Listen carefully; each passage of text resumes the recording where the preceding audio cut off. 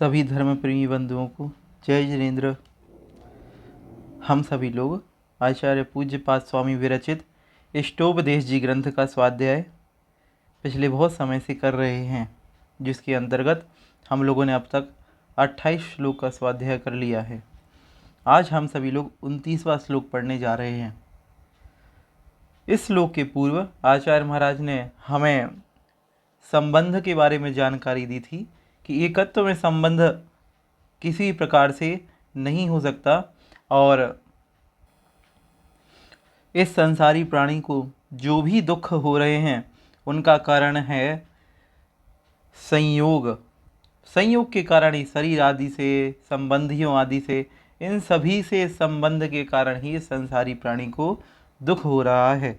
तब शिष्य प्रश्न कर रहा है, हे पूज्य महाराज, हमको इस बात का उत्तर दीजिए। आपने कह दिया ये सब हमारे नहीं है, इन सबको छोड़ो, इन सबको छोड़ो, तो मैं किस प्रकार का चिंतन करूं, किस प्रकार का मन में विचार करूं कि मैं इन सभी चीज़ों को छोड़ पाऊं। तब आचार्य महाराज उसकी शंका का निराकरण करते हुए कह रहे हैं किस तरह का हमको चिंतन करना चाहिए। तो कह रहे हैं, पौद्गलिक परिणति मेरी नहीं। पुद्गल परमाणु जितने भी पूर्वज इस संसार में दिखाई दे रहे हैं वे सभी मेरे नहीं हैं। आगे देखिए, श्लोक का उच्चारण करते हैं। न मे मृत्युः, न मे मृत्युः कुतो भीतिर, कुतो भीतिर, न मे व्याधि, व्याधि कुतो व्यथा, न मे मृत्युः कुतो भीतिर, न मे व्याधिः कुतो व्यथा, नाहं बालो न वृद्धोऽहं, नाहं बालो न वृद्धोऽहं, न युवैतानि युवैतानि युवैतानि पुद्गले। इस तरह से एक एक शब्द का हमने उच्चारण देखा। अब हम लयबद्ध तरीके से इस श्लोक को किस तरह से पढ़ेंगे वो देखते हैं। आइए।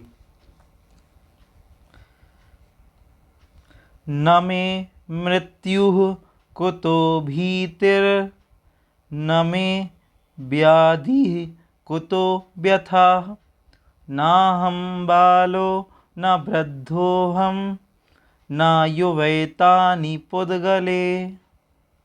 इस तरह से लयबद्ध तरीके से इस श्लोक का उच्चारण हम सभी लोग करेंगे। आइए अब एक एक शब्द का अर्थ हम लोग देखते हैं।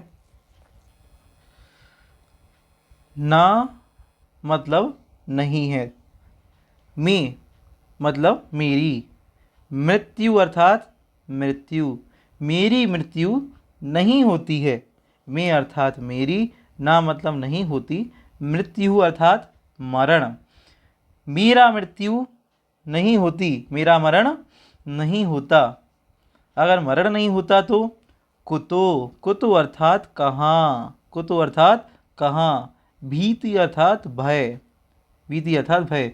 तो फिर भय कहाँ से हो सकता है? जब मैं मरूंगा ही नहीं, जब मेरी मृत्यु ही नहीं हो सकती, तो फिर भय कहाँ, मुझे किस बात का भय। आगे देखिए, ना मतलब नहीं, मे मतलब होता है या मुझे, ना मतलब नहीं, मे मतलब मुझे, व्याधि, ने ना मतलब नहीं, मे मतलब मुझे, व्याधि, व्याधि मतलब रोग, ना ही मुझे व्याधि होती है, ना ही मुझे किसी प्रकार का रोग होता है, ना ही मेरी मृत्यु होती है, ना ही मुझे किसी प्रकार का रोग होता है। जब रोग नहीं होता तो कुतो व्यथा, कुतो व्यथा मतलब, कुतो मतलब मैंने पूर्व में बताया कहाँ, और व्यथा मतलब है चिंता, व्यथा मतलब चिंता। तो फिर मुझे किस प्रकार की चिंता, किस प्रकार का दुख, व्यथा अर्थात दुख या चिंता। ठीक। ना मैं मृत्यु कुतो भीतिर, जब मुझे किसी प्रकार की मृत्यु ही नहीं होती तो फिर मुझे भय किस बात का। ना मैं व्याधि कुतो व्यथा, जब मुझे किसी प्रकार की व्याधि हो ही नहीं सकती, व्याधि अर्थात मुझे किसी प्रकार का रोग नहीं हो सकता, तो फिर कुतो व्यथा, कुतो व्यथा, तो फिर मुझे किसी भी प्रकार का दुख कहाँ, व्यथा अर्थात दुख, मुझे किसी प्रकार का दुख कहाँ।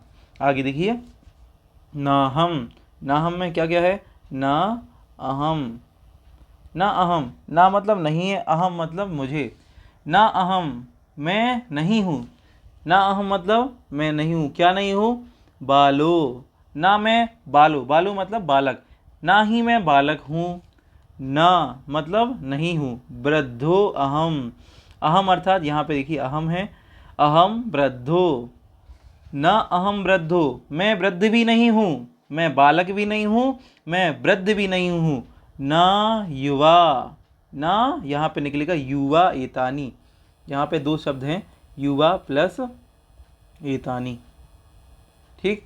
तो ना युवा, ना ही मैं युवक हूँ, ना ही मैं जवान हूँ, मैं युवा भी नहीं हूँ। आगे है एतानी, एतानी मतलब ये सब, ये सब जो पूर्व में सारी बातें इस श्लोक में कही गई हैं, एतानी मतलब ये सभी।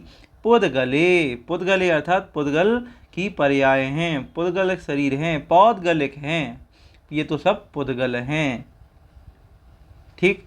इस तरह से इस श्लोक का एक एक शब्द का अर्थ समझते हुए हमने इस श्लोक का अर्थ लगाया। एक बार फिर से देखते हैं। ना में मृत्यु, अगर मेरी मृत्यु ही नहीं है, कुतो भीत, तो फिर मुझे भय किस बात का, मुझे अर्थात भय नहीं हो सकता। ना में व्याधि, ना मतलब नहीं है, में मतलब मुझे, व्याधि मुझे किसी प्रकार का रोग नहीं हो सकता, तो कुतो व्यथा, तो फिर मैं व्यथा अर्थात दुख किस बात का मनाऊं, जब मुझे किसी भी बात का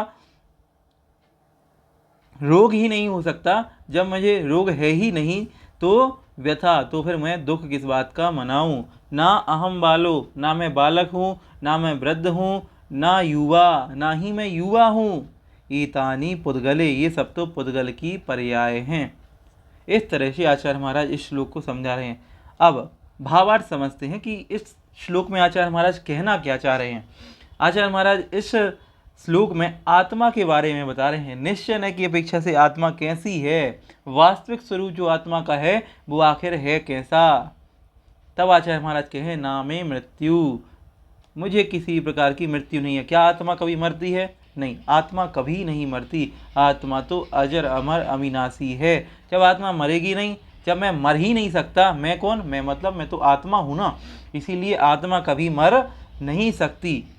दूसरी बात क्या कह दी, दूसरी बात कह दी ना में व्याधि, मुझे किसी प्रकार का रोग भी नहीं हो सकता। क्या आपने कभी ऐसा सुना है किसी की आत्मा में रोग है? किसी की आत्मा की आज पैर दुख रहे हैं, किसी की आत्मा का आज पेट में दर्द है? नहीं, सारे रोग तो इस शरीर में ही होते हैं। इसीलिए वो कह रहे हैं ना में व्याधि, जब मुझे किसी प्रकार की व्याधि ही नहीं हो सकती, तो कुतो व्यथा, तो फिर मैं दुख किस बात का मनाऊं, तो फिर मैं पीड़ा किस बात की कहूँ। मुझे तो किसी बात का दुख है ही नहीं, क्योंकि मुझे कोई भी रोग हो ही नहीं सकता। सारे रोग तो इस शरीर में होते हैं और शरीर में हूँ नहीं, ठीक। और क्या कह रहे हैं, और कह रहे हैं ना अहम बालो, मैं बालक नहीं हूँ, मैं किसी प्रकार से कोई बच्चा नहीं हूँ। क्या आत्मा कभी बच्चा होती है? नहीं, आत्मा तो सदैव एक सी है। ना वृद्धो, आत्मा बूढ़ी भी नहीं होती, आत्मा तो सदैव ही एक सी रहती है। ना युवा, क्या आत्मा जवान होती है? नहीं, ये सब तो इस शरीर की पर्याय हैं। यह शरीर शुरुआत में बच्चा रहता है, फिर धीरे धीरे करके युवा हो जाता है और फिर बूढ़ा हो जाता है। युवा होता है, उसके बाद बूढ़ा हो जाता है। जब बालक रहता है तब यह आनंद मनाता है, इसमें बुद्धि कम होती, लेकिन शरीर की स्फूर्ति बहुत होती है। युवा हो जाता है तो सभी पांचों इंद्रियां अत्यंत पुष्ट हो जाती हैं, और जब वृद्ध हो जाता है तो सारी इंद्रियां शिथिल पड़ जाती हैं। ये सब तो इस शरीर की पर्याय हैं, आत्मा का इन सब में कुछ भी लेना देना नहीं है। एतानी पुद्गले, ये सब तो पुद्गल की पर्याय हैं, ये सब तो इस शरीर की पर्याय हैं। आत्मा तो इन सब से भिन्न है। आत्मा को लक्षण तो केवल जानना और देखना ही है। इस तरह से इस श्लोक का हम लोगों ने एक एक शब्द के साथ अर्थ देखा। आप सभी लोग पुनः वीडियो को देखिएगा, बार बार पढ़िएगा, सभी से बनेगा। सभी लोगों को जय जिनेंद्र।